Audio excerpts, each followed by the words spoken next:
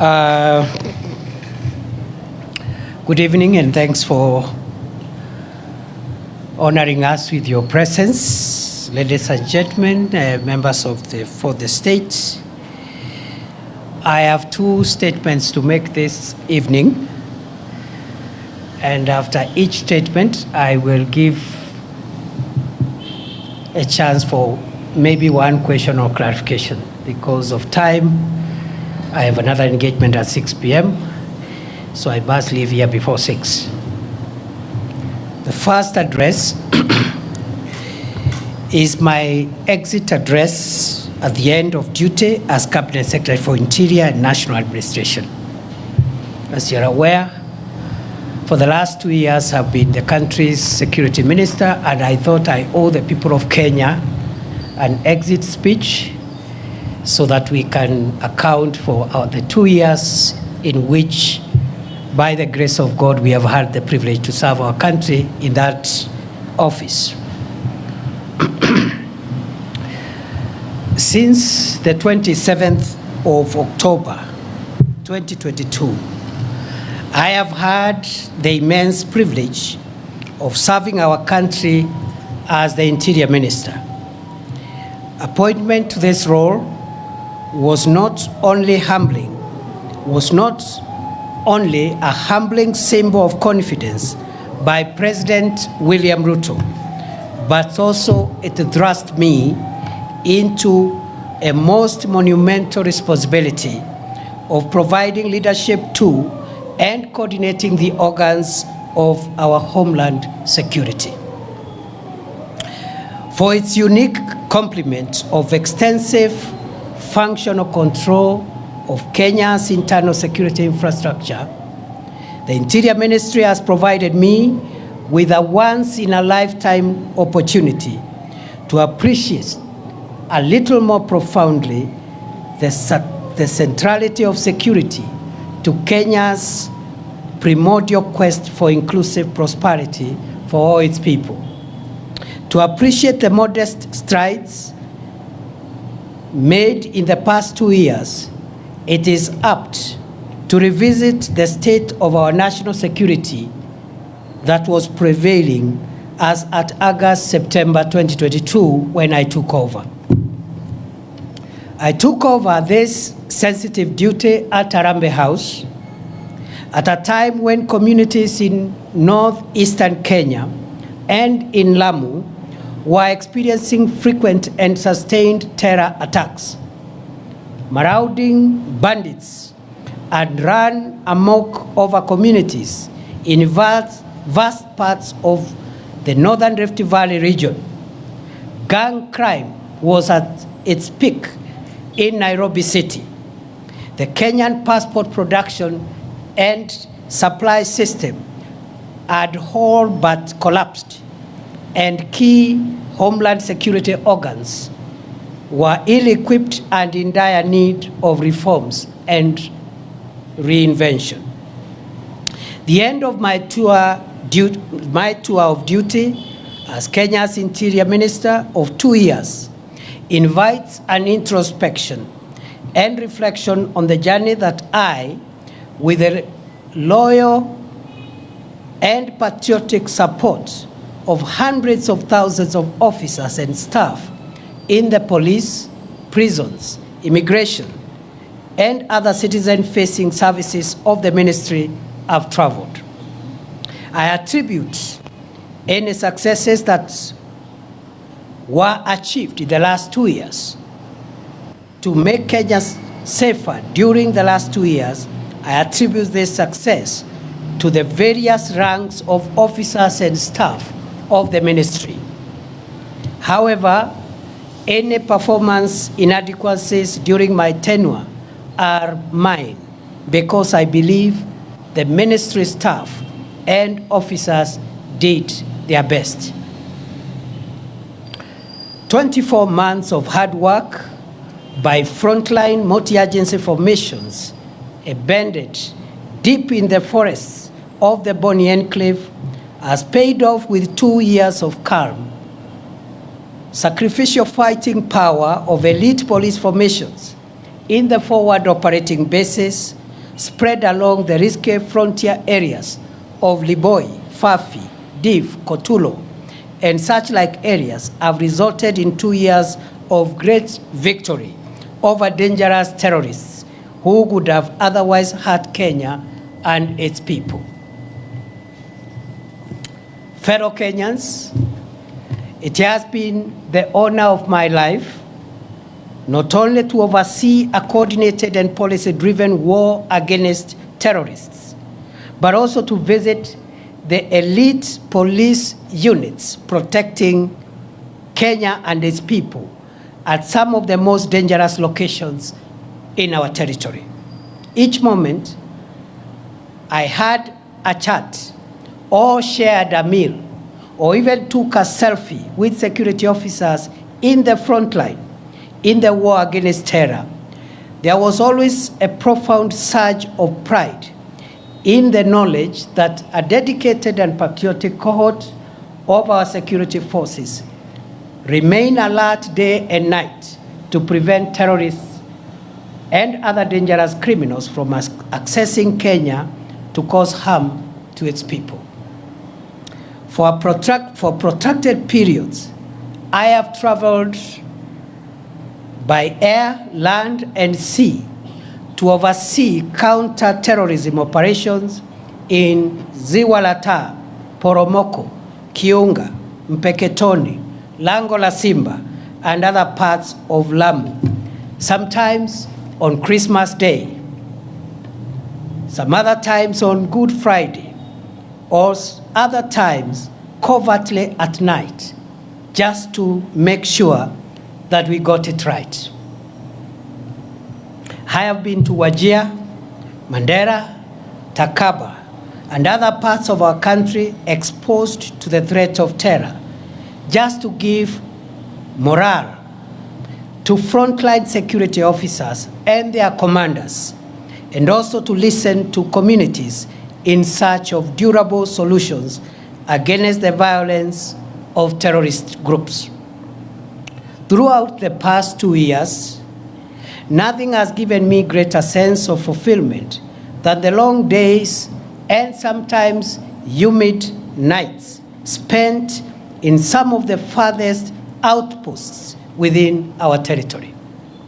Therefore, fellow Kenyans, as I relinquish the leadership of the Interior Ministry, which I've already done, I am proud to report that save for a few inevitable losses, Lamu and northeastern Kenya are much safer and calmer today than the situation that prevailed in the last half of 2022.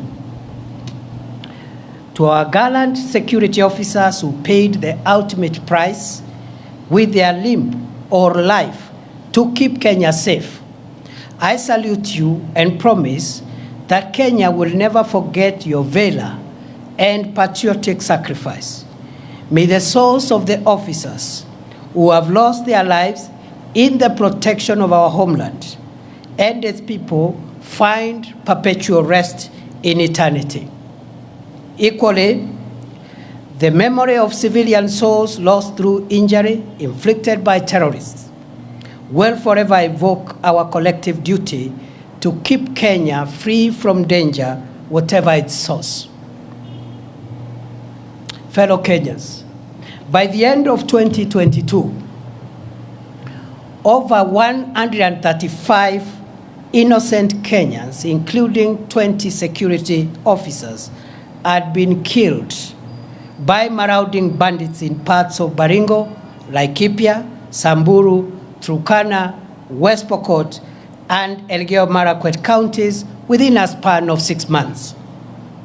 During the same period, dozens of schools were closed, thousands of families were displaced, and public amenities destroyed by bandit gangs, some of whom converted school classrooms into permanent dormitories for bandit families. To arrest possible breakdown of law and order, a police-led security operation with the support of the military was declared on 13th February 2023. It has been 19 months of sustained war on bandits in the north of our country. The strategic decision to gazette as disturbed and dangerous, remote and difficult terrain, gorges, escarpments, and caves where bandits retreated to hide after attacking, robbing, and killing innocent civilians proved to be the game changer. Heavily armed bandits were flushed out from these areas in a process that lasted several months. Their outdated gimmicks of taunting security forces and sometimes staging daylight raids were eventually crushed through intelligence-led operations, superior firepower, and efficient operational and tactical outputs that resulted in the neutralization of dangerous bandit commanders and their spiritual influencers. 19 months after President Ruto ordered the most consequential security operation against banditry ever to take place in northern Kenya, the infrastructure that had sustained banditry for over 4 decades has been suppressed and dismantled. Bandit gangs and their enablers have been overpowered and scattered, despite occasional feeble attempts to resuscitate this dangerous crime against the people of Kenya. Scores of schools in Baringo, Samburu, Elgeyo Marakwet, Turkana, West Pokot, and Laikipia counties have been reopened. Mokogodo Forest, Sieku Valley, Burat Hills, Korkor, and Arabal Hills, Tandale Valley, Gelecha Valley, Malaso Escarpment, Kurkur, Pura, and other previous bandit hideouts are today pacified. As I relinquish the reins at the Interior Ministry, I am grateful to God, to the commanders and officers of various security agencies, and to the communities for their help as we look forward to sustaining the prevailing peace in these previously bandit-infested areas of our country.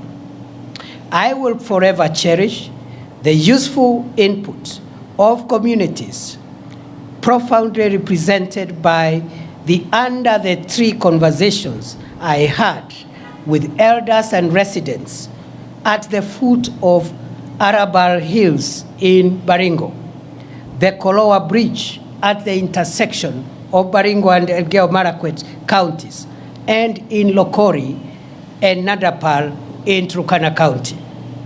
I desire to live to see these parts of our country completely free from the terror of bandits and opened up for socio-economic development as Kenya marches into the future.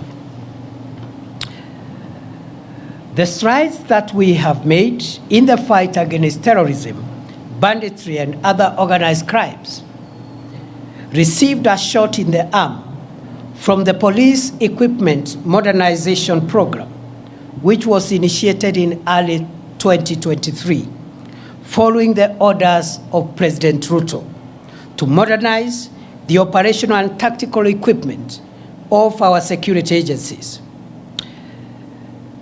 The 37 billion shilling 5-year program is underway, with 7.6 billion shillings already spent to acquire armored personnel carriers, mine-resistant, ambush-protected vehicles, personal protection equipment for the police, as well as sophisticated weaponry to provide enough firepower to protect our nation. Fellow Kenyans, by September 2022, our country's infrastructure for the production and supply of Kenyan passports had completely collapsed owing to the breakdown of printing equipment, huge supplier debts, and chronic corruption cartels that took advantage of the situation to extort money from desperate applicants. After many months of reorganizing and financing arrangements, as well as personnel deployment at the Immigration Department, I am proud to report that as I leave the ministry, the government has been able to acquire modern printers and all the pending supplier debts have been paid. The passport production and delivery waiting period has been reduced from more than 12 months in 2022 to 7 days at present. The backlog of 724,000 passports has been cleared, and the challenge now is to expedite the delivery process to clear the 85,000 uncollected passports that are ready. As I leave the reins of the ministry, I am proud to report that the corruption cartels of staff and members of the public that used to harass passport applicants have been dismantled, and 17 ringleaders, including immigration officers, are facing ongoing criminal prosecution. As I exit, I am convinced beyond doubt that the milestone of reducing the waiting period from the current 7 days to 3 days by the close of this year remain feasible. In the days ahead, we must confront and succeed in reforming the institutions of our national security. At the orders of President Ruto and in compliance with the Kenya Kwanza Manifesto, the process of reimagining and refashioning Kenya's security institutions began in earnest on 21st December 2022, when the Presidential Task Force on reforms of the National Police Service, the Kenya Prison Service, and the National Youth Service was established. While the work of the task force took longer than expected due to the expansive terms of reference, its final report has already been presented to the President, and one of the last actions I took before I left the ministry was to gazette the National Steering Committee under the leadership of the Principal Secretary for Internal Security, with a mandate to ensure full realization and implementation of the groundbreaking proposals for reforming our police, prisons, and youth services to align them with the dictates of our progressive 2010 Constitution and the vision of underwriting the national ideal of securing Kenya from long-term internal and external security threats.